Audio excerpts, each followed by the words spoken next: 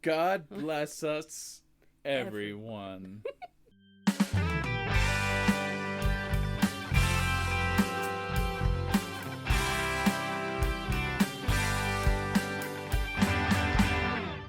Welcome to Disneying, the Canadian-themed Disney travel podcast. This is so dramatic.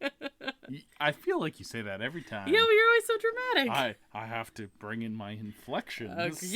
Yes, you do. We've been watching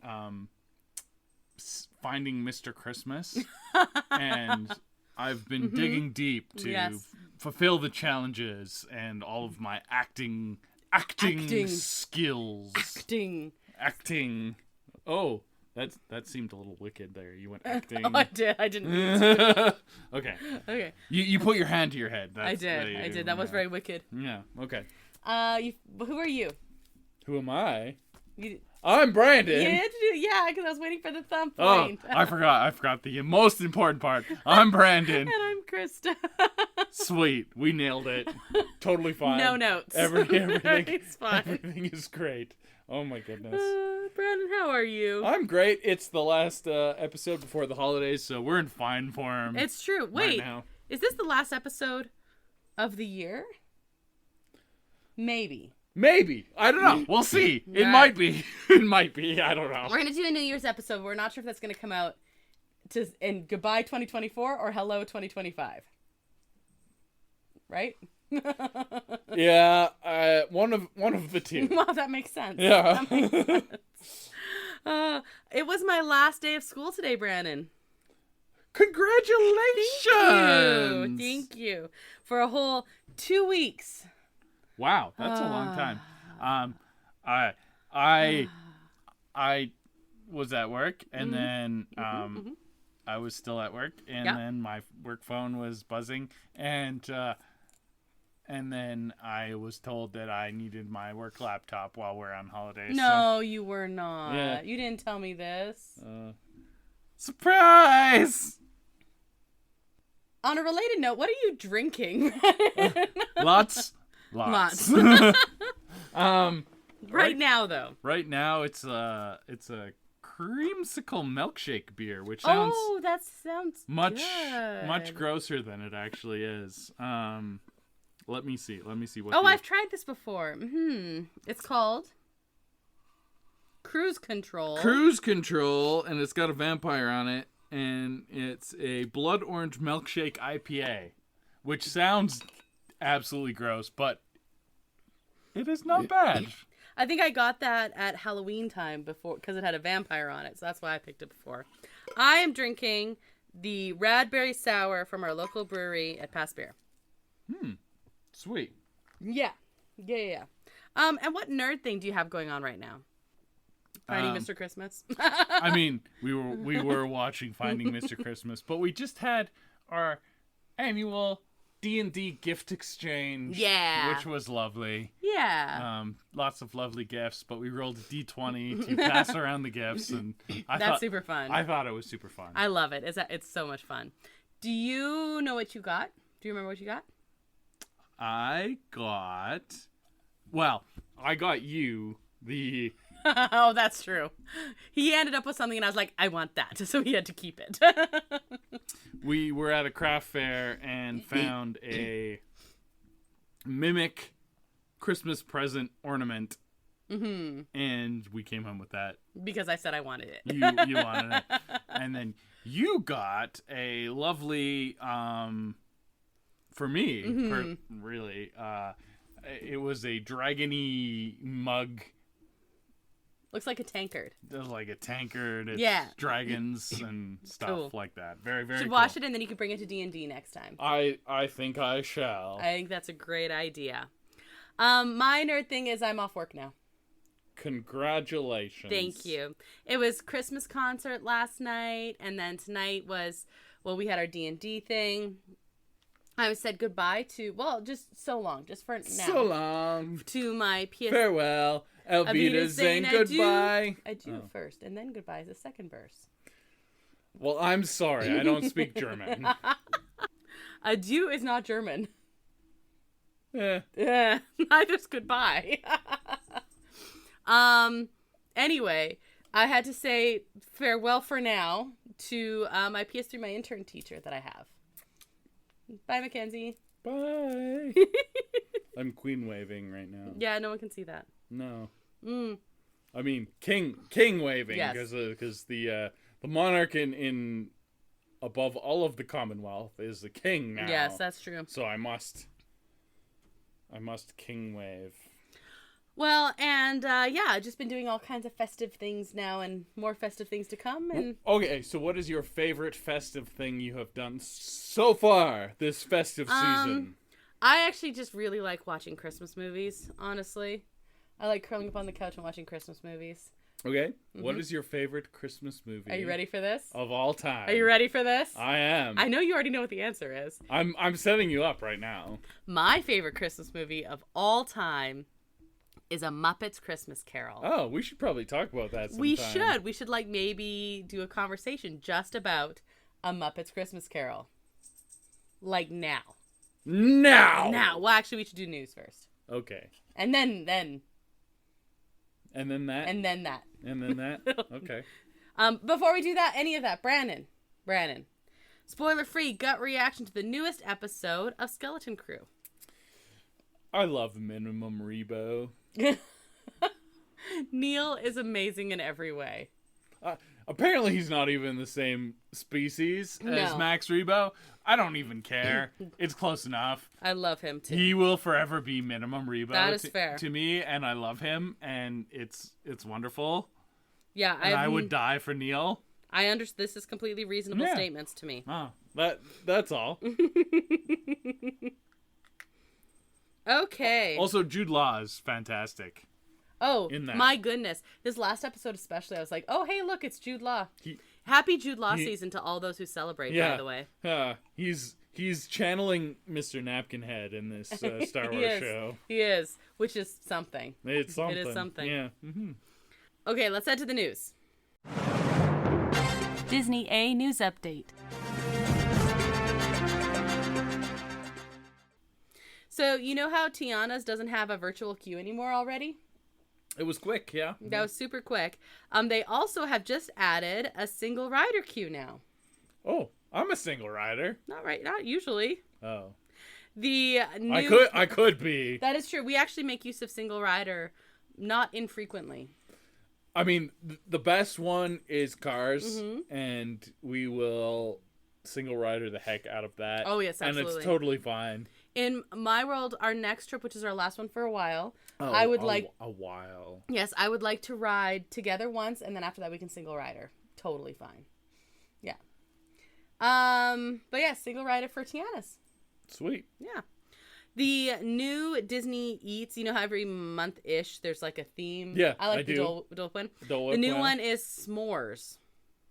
Weird. Which is weird. Yeah, I thought so too. There's a bunch more. You know how Disney Treasure like is pushing forward. It's a cruise ship. Cruise ship. Yep. Oh yes. Anyway, they have a whole bunch of new merch, and all the reviews and things like that are out for the food because they have all this new cool stuff. Like, I don't know. I want to go to the Haunted Mansion bar, is what I know. Neato Dorito. Mm-hmm. And I want to go to the Jungle Cruise Lounge thing. Apparently, the Jungle Cruise Lounge is nothing to be excited about. Yeah, but the Haunted Mansion thing is supposed to be really, really cool. The Haunted Mansion is very good, but not the Jungle Cruise. Don't be excited about the Jungle Cruise. But I don't know. It looks really cool. It's fine. It's fine, but it's not like crazy exciting. It's a C+ at best.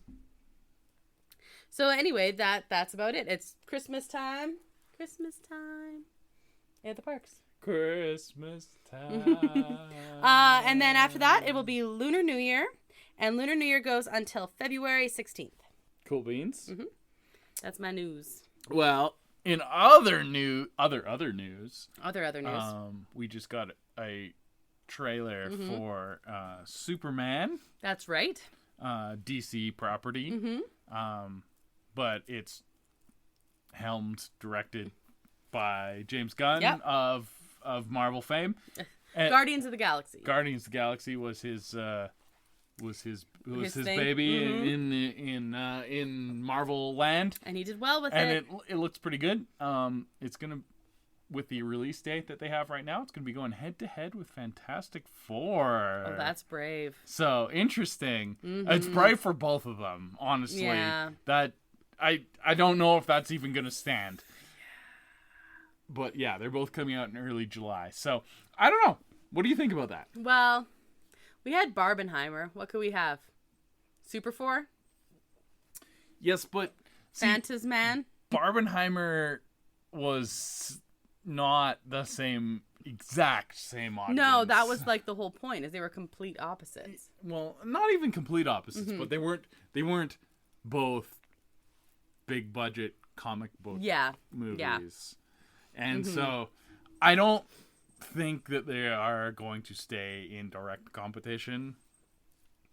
But if they're playing chicken, who's going to move first? Who's going to move first? Mm-hmm. I don't know. Oh, that is interesting. I didn't know that about the release date, though. Superman's got a doggo, apparently. Oh, yes, I'm excited for that. Fantastic Four do not have a doggo. They have a robot. That's pretty cool, though. It's not the same. I don't know. I don't know. If I'm picking one, I'm picking Fantastic Four. Sorry. Well, I mean, Marvel's track record is better than DC's recently. But James Gunn track record isn't but bad. James Gunn has a very good track record. So I don't know. Optimistic. What did you think of the trailer of Superman? I liked it. We talked about how classic it's going. Oh, they are seriously puppeting the rotting corpse of Richard Donner, the director of the original Superman movie. Thank you. Mm-hmm. Just I appreciate that. the iconography, the soundtrack. It's oh man, the soundtrack. they I are was like, pushing Christopher Reeve's style Superman hard, which I don't dislike because it's a more hopeful vibe. Right. That's what Superman should be. Like you in DC, we don't talk about DC a lot because it's not Disney and whatever. And their track record but is their track record. Well, yes. But you have a great like counter opposite style characters in Batman and Superman. Yes.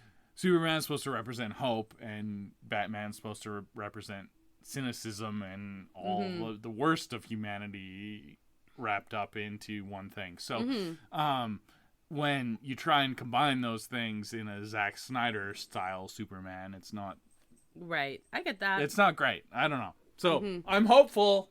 Like Superman. Yeah, there you go. I would like to see DC do better. Me too.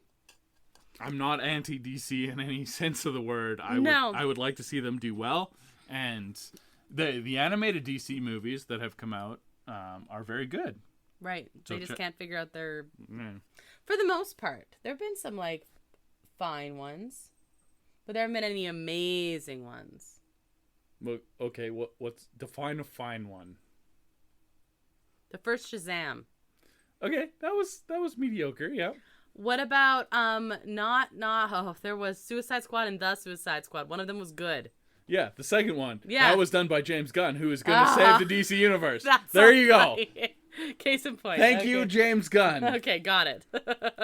He's like Marvel Jesus, except DC. He's DC Jesus. Ryan Reynolds. Hey, he was in a Christmas Carol movie, but not the one we're going to talk about. No. Do you have any other news? That's pretty much it. All right. Then let's continue the Segui over to the Christmas Carol. It's holiday time.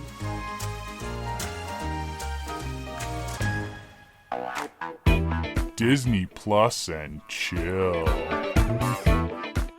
You will be visited by 3 spirits. Can't I meet them all at once and just get it over with? No. Hey, Brandon, how many Marleys are there?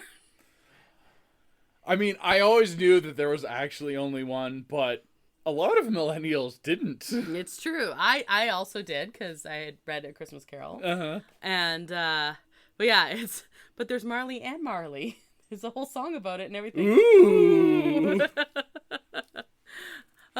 Okay. And where did the second Marley get his name from? So Jacob Marley is from the book.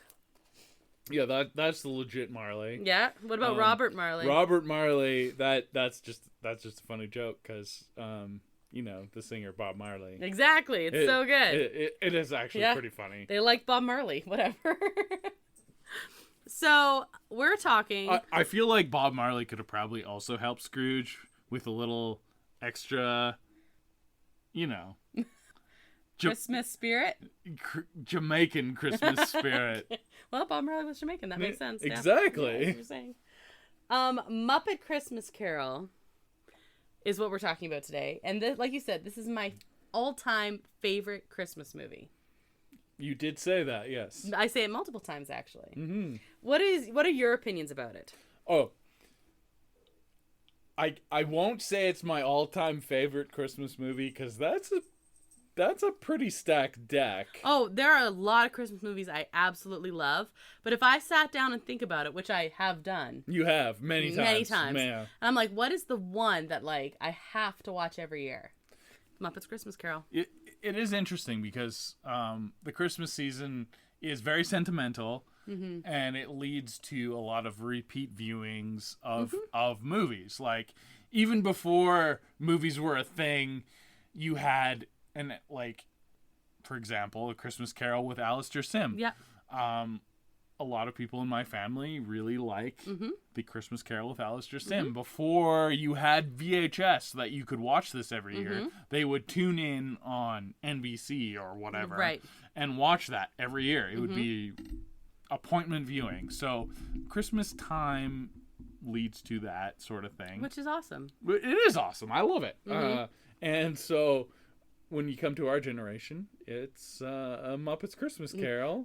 Yep, that's one of them for sure. Is one of them. Yep. And you got Home Alone, well earned, yes, and things like that. But what's one of your must watch, or if you did have a favorite? Wow, I will die on the hill, as it were. That Die Hard is a Christmas movie. Oh, I have a funny story for you. Today, we were talking. I don't know about Christmas or whatever. My grade 11s, and my student teacher was in the room, and someone said Die Hard, and she's like, Die Hard's not a Christmas movie, and they yelled at her. No. All of them except one kid out of 34 were like, yeah, you're right, it's not. And they were mad, and they had empirical evidence to back it up.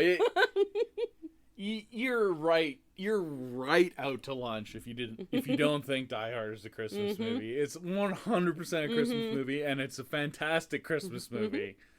Is that your favorite Christmas movie? No, it's not.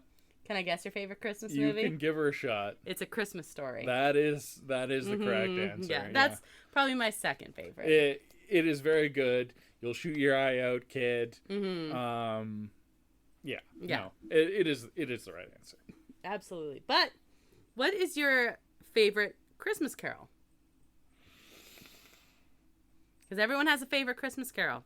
Well, that is the most famous Christmas story, not A Christmas Story, which is completely separate. No, I think my favorite Christmas Carol version is A Muppet's Christmas Carol. Yay! We've turned you over to the good side. I think it kind of always was. Oh, okay, well. I don't know. Yeah. It's just really, really good. Yeah, it really is. Okay, and like we said, we watch it every year. Sometimes more than once. Sometimes more than once. So, we're just going to be talking about A Muppet Christmas Carol. It came out in 1992. Which is one of the reasons why we like it so much. Well, we grew up with it. We grew up with it. Yeah. We were so young when it came out that we didn't have a chance to attach ourselves to a different version like Alistair Sims or what have you. I did watch the Mickey's Christmas Carol a fair bit. I like that a lot, and that one's a lot shorter. Yeah, so that one's like half an hour. It's easier to consume for kids. So I like that a lot as a kid as well, but yeah. I don't know. Little Eric. It was always Muppets. Mike. It was always Muppets. Super Small Steve. That was a different one. So Muppet Christmas Carol is the 4th full-length Muppet movie after the Muppet Movie and Muppet Caper and Muppets Take Manhattan. Then it was Muppet Christmas Carol. But this is the first time the characters played another, like, role. They acted in it. Yeah, it was full acting. Mm-hmm. Acting. And this was also the first one directed by Brian Henson, because during this one, Jim Henson passed away, as well as Richard Hunt, who was a primary performer. And it is believed that Jim Henson, the last thing he ever worked on was the song One More Sleep Till Christmas, which Kermit the Frog sings in the movie. Yep. Okay. But who's cutting onions? Who's cutting onions? Okay. Now, one thing I love about this is it is actually shockingly close to the original novella by Charles Dickens. Yeah, they pull in a lot of good stuff. Mm-hmm. Like actual lines. To the point where our narrator, Gonzo... He just whips out some Victorian dialogue. Yeah. He starts speaking like it, and then Rizzo is his sidekick, as per the Muppets. Rizzo plays himself. And Rizzo plays himself, who kind of is along for the ride. He says he's there for the food. He's the audience's eyes. Yes. In this. So a couple times he says, "Wow, that's why are you whispering?" Or that's scary stuff. Should we be worried about the kids in the audience? And Gonzo says, "Nah, it's fine. This is literature. It's culture." And that's because Gonzo is playing Charles exactly. Dickens. A blue furry Charles Dickens who hangs out with a rat. Yeah. Makes sense to me. That's what Rizzo questions. I feel like that is true to me now. Yeah, that is true. In my heart. Charles Dickens to me looks like Gonzo. Mm-hmm. So our narrator is Gonzo, playing Charles Dickens, and he is assisted by Rizzo. Now, part of the reason why I love this version particularly, I didn't love, like Muppets did other stories, I didn't love as much. After this came Muppets Treasure Island, which I enjoyed as a child. I watched it again, and I was like, oh, that's entertaining, but it does not have the staying power of Muppets Christmas Carol. And Treasure Island was one of my favorite books as a kid. Oh, I don't know if I knew that. Yeah. Mm-hmm. But yeah, I agree with you. It was fun, but Muppets Treasure Island, it's a different feel. Mm-hmm. And anything after that was moving more towards just straight camp. made for kids. Yeah. But part of the reason why this is so well done is the person who is playing Ebenezer Scrooge. Michael Caine does the best interpretation of Ebenezer Scrooge ever.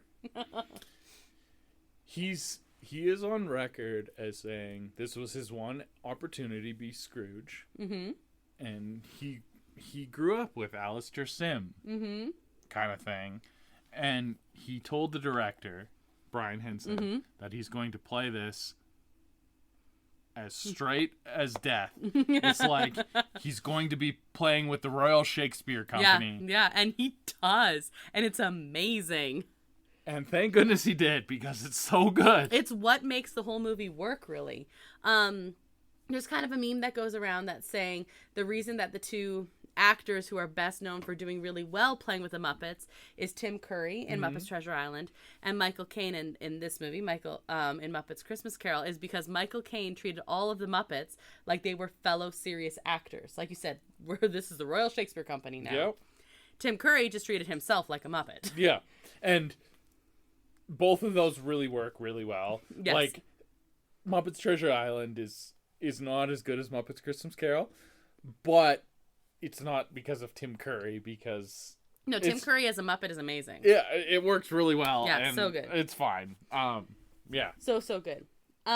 So this movie was released in the United States on December 11th, 1992 by Buena Vista Pictures Distribution under its Walt Disney Pictures label. It was the first Muppets film to be produced by Walt Disney Pictures. What a debut. Right? Well, here's the problem, though. Here's its problem. It had high expectations for the film. I know that you want to know the problem? It's effing Macaulay Culkin's fault. No. Well, I mean, yes. No, But wait. not. It's Donald Trump's fault.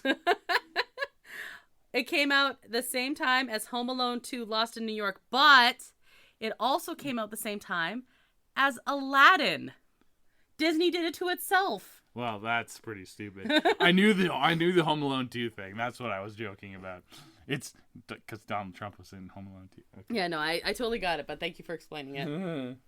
It appeared to have high expectations for the film. It was their widest released film of the holiday season and the second widest release under the Disney banner that year, but it opened in 6th place. And Oof. yeah, and, I mean, it did gain, it grossed $27.3 million in North America, and it was a modest box office success. Did not have a large effect during its theatrical release, but has gained popularity because, of course, like you said, VHS sales, DVD sales, and now, of course, streaming. And now it's like beloved by millennials. 1992 was a lot of a completely different time for movies. Yeah. It was the transition to the modern era, but if that happened now, it would be a massive failure. Yeah. But it was 1992, Yeah. so it's fine. Yeah, no, I totally get that. So critical response is like generally favorable. Some people were pretty hard on the music not being all written by Jim Henson. They're like, you can do whatever you want, but it's not like shining. It's not. So they're pretty hard on that. Personally, I think the music is amazing, actually. Do we want to talk about the music? Well, we will. The specific thing? Yeah, Yeah. we're going to get there. Okay. We're going to get there. Okay. I just want to talk about reviews first.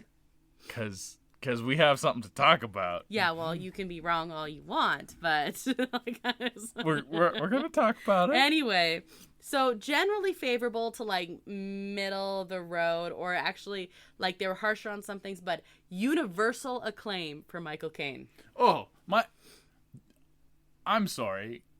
Michael Caine is knighted. Yes, Sir Michael. I'm sorry. I am so sorry. Yeah, Sir Michael Caine. Sir Michael Caine. Mm-hmm. I feel like he deserves the knighthood for this film. It was amazing. And I don't know. I don't know how you played I that saw serious. I saw him in Jaws 4. So Also true. okay. But he's literally quoting Dickens at some point, and then turns around. He's like, "It's Fozziwig's Christmas party, like at the rubber chicken factory, but with a straight face. I know, it's amazing. Dang it. Okay. So transitioning to talking about the music, I want to talk about the home media. So, in addition to theatrical releases, the film was made available on home video. It was first in the VHS on November 5th, 1993, in the States. What's a VHS? It's that big black brick-looking thing that sounds like it's going to explode when you rewind it, because that's what I listen to at work. What is rewind? Exactly. DVD.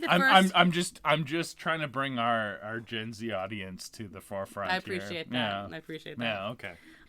In DVD, it was first released in October 2008 in full screen only format. So our DVD copy, or my DVD copy, Has both. Yeah, so mine was a later release.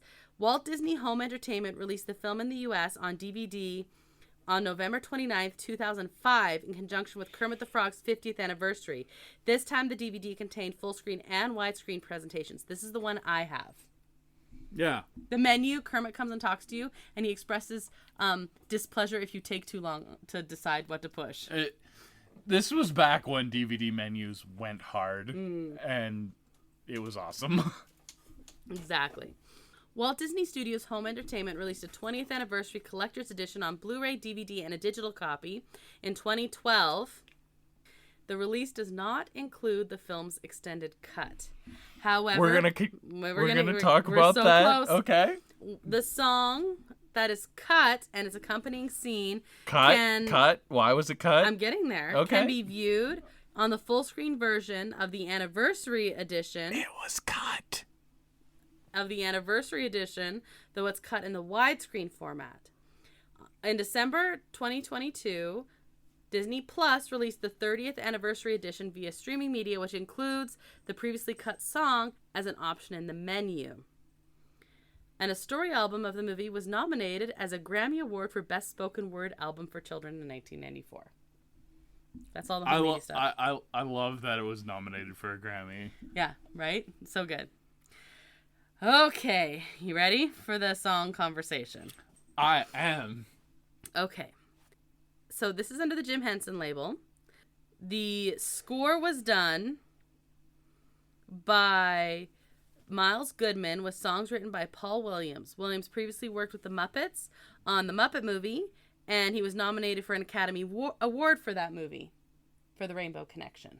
Ah, your favorite song of all time. My favorite song of all time. That's absolutely right. So then he comes back for this one. So the track listing, there is a deleted song, and it's not the one you think. Like, it isn't in any format. They just have it on the track, like the official soundtrack, called "Chairman of the Board," and it was by Sam Eagle. Oh. And it's in The Ghost of Christmas Past.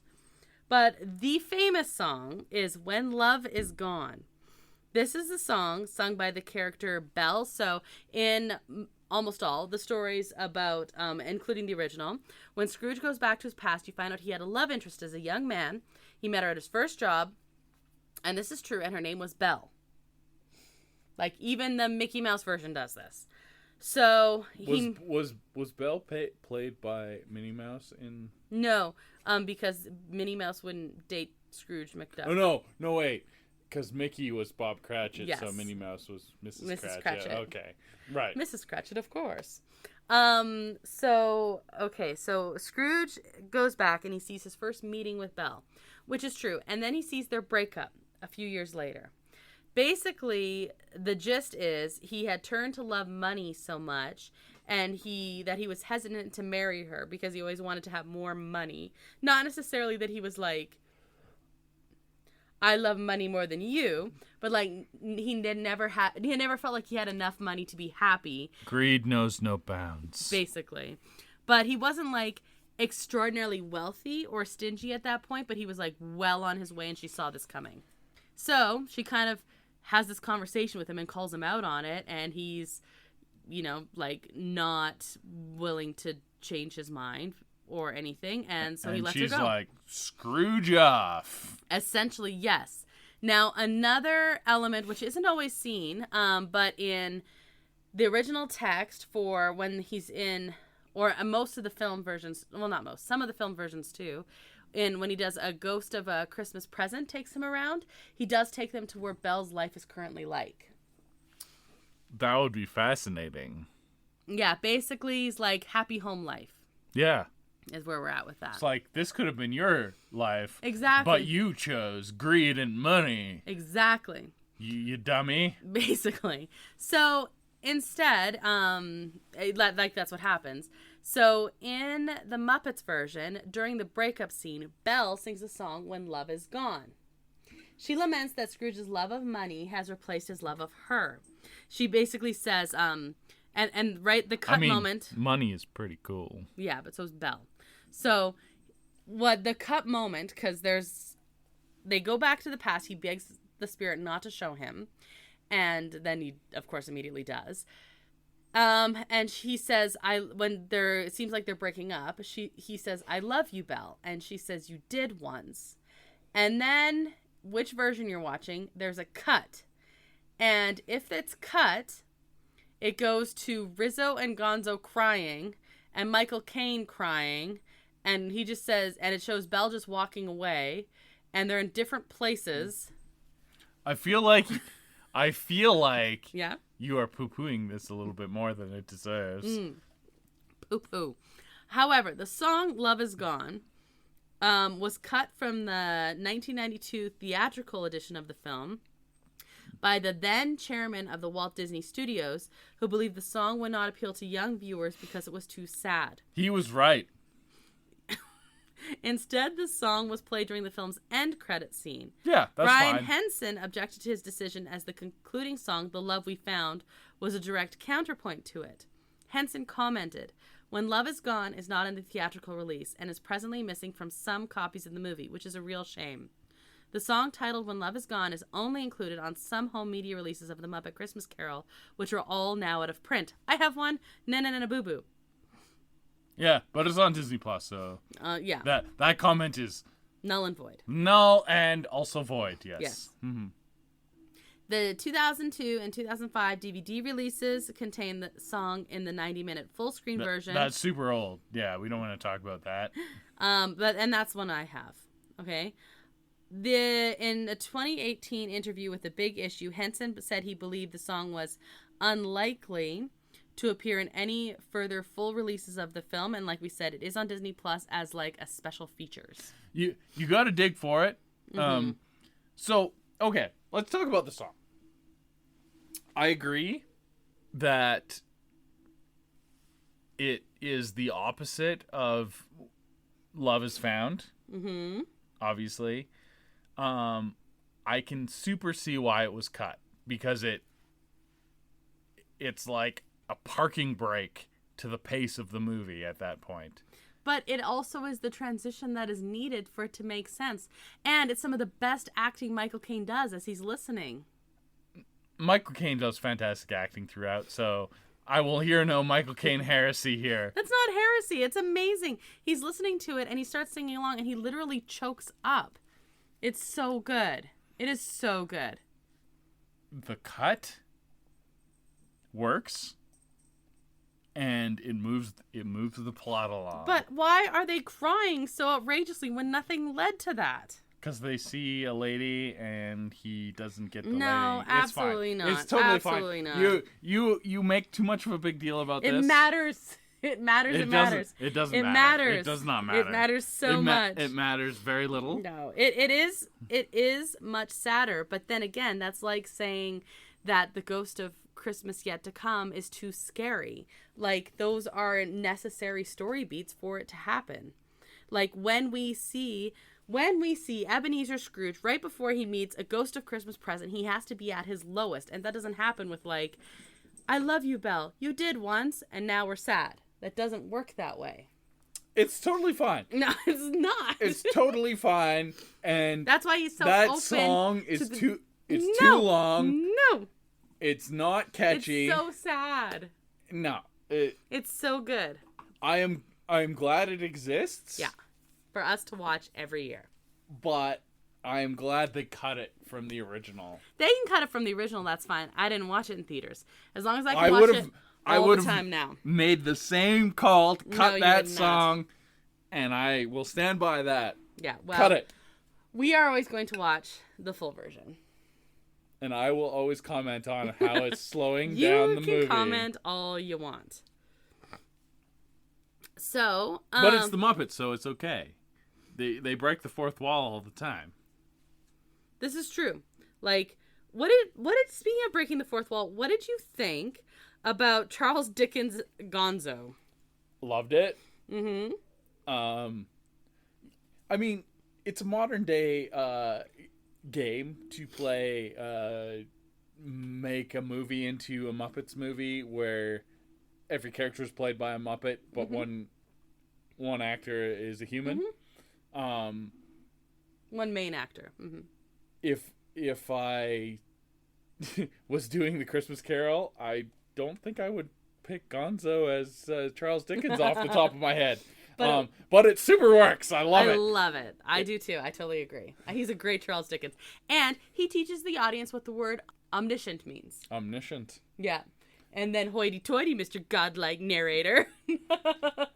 I feel like Rizzo actually teaches you that's true. That is true. Omniscient means. Yes, that's true. Gonzo teaches you that he's still Gonzo and likes chickens. That is true. This is Louise. Yeah, we've met. I've seen this movie a lot, okay? Yes. Okay. I'm going to go through the cast. The Muppet casts. Okay. You're going to tell me if you think this was correct casting. So we talked about Gonzo, Statler and Waldorf as Jacob and Robert Marley. What do you think? I mean, perfect. Wonderful. They're always commenting on others, and now they're dead, and all they can do is comment on others. So good. One of my favorite lines in the whole movie. Ready? He's like, because there's an actual line in Dickens where Scrooge is saying, like, your senses can be messed with. He says, you could be a bit of undigested beef. Ah, yes, there's more of gravy than of grave about you. And then these guys, as Statler and Waldorf, start laughing and they say, what a terrible pun. Leave the comedy to the bears. So good. So it. good. Oh my God. I think that is the best line. Like, right? Is that not the best line? In this movie. Okay. So good. Perfect. Okay. Wonderful. We have, so like we're thumbs up. So far we're thumbs up. What do we think about Rizzo as helping out Gonzo this whole time? It makes Gonzo work as a narrator because you need, at the end of the day, it's a Muppets movie. You need something to ground it, and Rizzo's like, what the heck is going on? It's true. So without that, it would be too ridiculous. Okay, I believe you. So there you go. Yeah. The two gentlemen collecting money for charity are played by Bunsen Honeydew and Beaker. What do we think? Well, you're not gonna find any disagreement with me on any of these castings. Okay. Probably. I don't know. How about we just talk about the castings then? Yeah, Because if there's no disagreement, we're happy.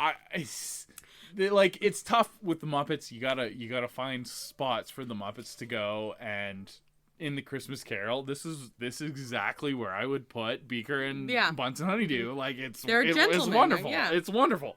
We have a carol singing Bean Bunny.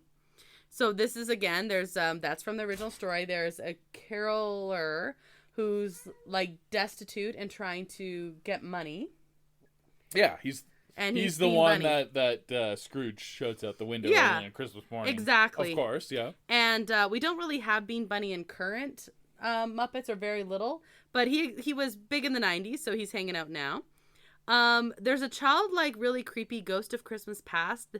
The ghosts are not like regular Muppets. They're ones specifically created for this. The Ghost of Christmas Past was invented out of this was 1992, so they got whoever did all the special effects for the Ghostbusters and was like, make a freaking ghost, and honestly maybe, and they did, and it was creepy as heck. So what was funny is I was showing my students, I showed them Mickey's Christmas Carol today, and then we were talking about different versions of Christmas carols, and one student says she really likes the Ghost of Christmas Past as the candle in the Jim Carrey one, and then she said, did you see this one? She shows me a picture. She's like, this one is nightmare fuel terrifying, and it's totally this ghost. Yeah. Yeah, this is a kid's movie, and it's nightmare fuel. Absolutely terrifying. Fozzie Bear plays Fozziewig instead of Fezziwig. This is a perfect thing. I'm sorry, that wrote itself. It did. I will give no credit. It was perfect, but I will give no credit. They just changed it from a factory to a rubber chicken factory because he's Fozzie Bear. Give no credit. Yeah. Again, I'll give a small credit for Rubber Chicken Factory because that's funny. And honestly, the best thing is still Michael Caine, deadpan, totally serious. It's Fozziewig's old Rubber Chicken Factory. Okay, so the Ghost of Christmas Present also obviously takes Scrooge around. We spend more time with Bob Cratchit, who's played by Kermit the Frog. And then, of course, we have Miss Piggy as Mrs. Cratchit. And then she has a couple girls. And there are lots of children. I mean, we always know Tiny Tim, but there are supposed to be several children. And here she has twin girls, Bettina and Belinda. And then there's also another boy. Philip or something. Something like that. And then Tiny Tim is played by Kermit's nephew, Robin. Okay. So, I mean, who else are you casting for this? Obviously, right? Kermit needs a main role, and obviously he's going to be Bob Cratchit. Mm-hmm. And obviously then Miss Piggy is going to be Mrs. Cratchit. And obviously Robin is going to be Tiny Tim. Now, it just works. One of my favorite songs growing up, and still is today, is Tiny Tim's song Bless Us All. Like, literally makes me cry. Onions in the house, I know. There is a bit of onions, yeah. Yeah. Fair enough. The Ghost of Christmas Yet to Come takes Scrooge into the future. There's a bunch of really creepy ones. The Stolen Possessions that are sold to Old Joe, who's like the big spider. The spider guy was creepy as heck. Yeah. And it was interesting because like all the Muppets that were selling him stuff were like kind of bug Muppets that would get eaten by a spider. I thought that was very interesting. That is interesting. Yeah, that's a good point. Yeah, so that's kind of our overall characters, I guess. Old Joe was the spider's name, and I find Old Joe very creepy. What about the Ghost of Christmas Present? He was a Muppet. He was also created for He was a specific. Yes, and the Ghost of Christmas Yet to Come, where it was also technically a Muppet created. But that's true. Yeah, Ghost of Christmas Present is my favorite of all of them. Wonderful. Isn't he great? Very Muppety. So Muppety. He literally looks like he came from the Muppet Show. Yeah, and wonderful. Has one of the best songs. Yes. So now my favorite song is the It Feels Like Christmas, which is the Ghost of Christmas Present song, and also Bless Us All by Tiny Tim. But yeah, It Feels Like Christmas will get stuck in your head. Oh, it's so it's good. A feel good song. It literally, and yes. I love the Ghost of Christmas Presents. No, I totally agree. So is that one your favorite one then too? My favorite song? Yeah. No, it's probably When the Love Was Gone. Yeah. No, get out of here with that. Oh wait, is it Marley and Marley? Well, I mean, yes. There goes Mr. Humbug. There goes Mr. I know there's so many good songs. You're making it very difficult. Okay, I'm sorry. But no, One More Sleep Till Christmas. Oh, I know. Is the best song. And especially knowing, I mean, writing credit is not given to Jim Henson, but it's widely reported that this was the last song. Like this was the song he was working on. Yeah. He did it. It's fine. So, yeah. It's fine. And you could tell it's like a different level, and it's just that might be the right answer, honestly. Do you have anything to add from Muppets Christmas Carol before I ask you some questions? Other than it's amazing and wonderful. Oh, I know my pet peeve. With this one. It's the only knock against it. Oh, Fred Scrooge doesn't take his wife to dinner at the end of the movie. I always, on all the movies where Scrooge does not go for dinner at Fred and his wife's, it bothers me because they invited him and it was like a whole thing for him to go to dinner there. And in this one, he does the big dinner at Cratchit's house and Fred is there, but his wife isn't even there. Yeah. So anyway, I get that it's a big finale, but it bothers me. It's a problem. And she's a side character, but they have a metric crap ton of Muppets there. They could have had her like just have her there at least. Anyway, in the background. I don't know. He's supposed to go there, and then he's supposed to have the like connection with Bob like separately from that. But yeah, at least this way, he's supposed to let Bob have his own time with his family. Is what he's supposed to do. But anyway, I get they're doing like the whole big number, but if you're gonna do that, have Clara, who's Fred's wife. There. Oh, that's her name. Yeah. No wonder she was cut. Whatever. I didn't know her name. Okay, what any last thoughts from you? God bless us, everyone. Okay, we haven't done a BuzzFeed quiz in a while. No, we haven't. Everyone's personality matches a character from the Muppets Christmas Carol. You ruined my perfect ending. Oh, I'm going to put it again at the end. Okay. Everyone's personality matches a character from a Muppets Christmas Carol. Oh gosh, I'm going to be Scrooge, aren't I? First of all, pick a Muppet musician to perform for you. Animal. But do you want to hear? Animal. Can I tell you anyway? Animal. I'll click Animal, but let me tell you anyway. Animal. Dr. Teeth.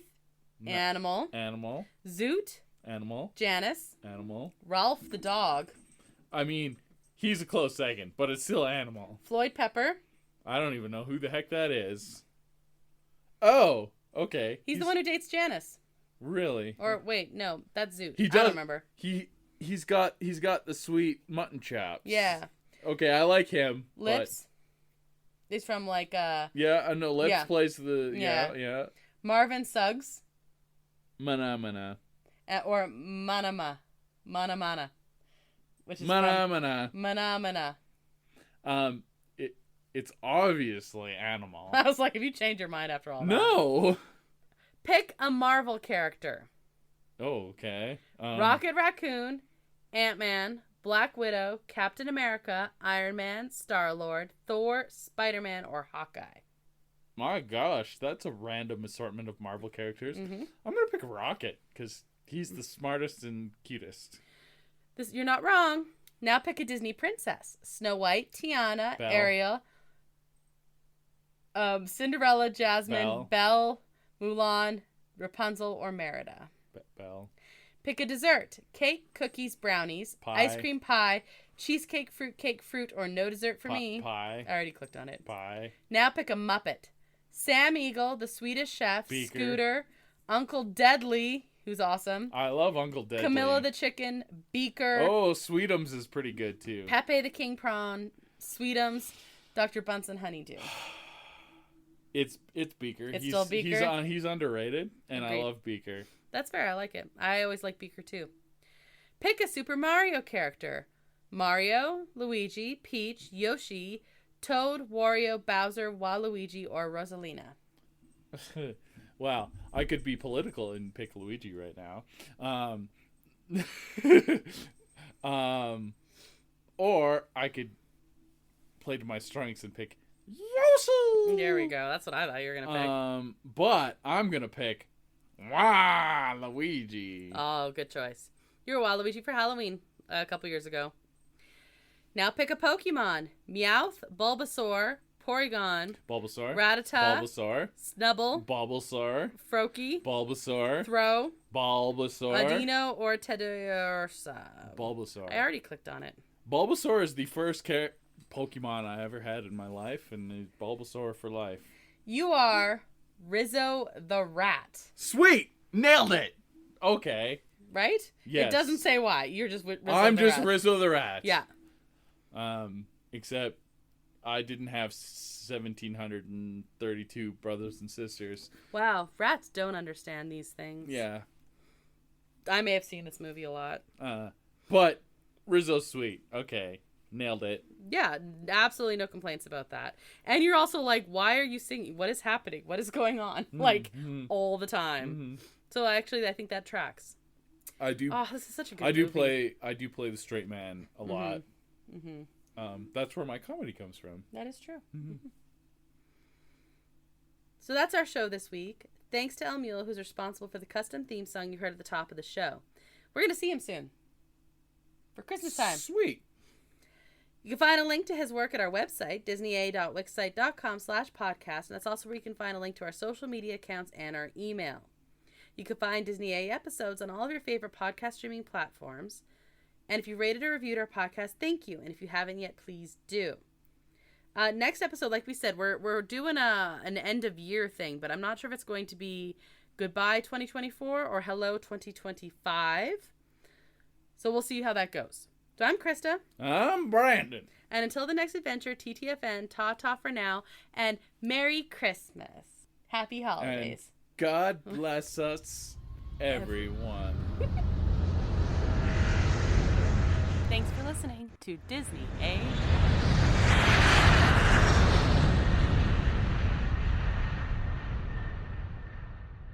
Ruined my perfect ending. Oh, I'm going to put it again at the end. Okay. God bless us, everyone.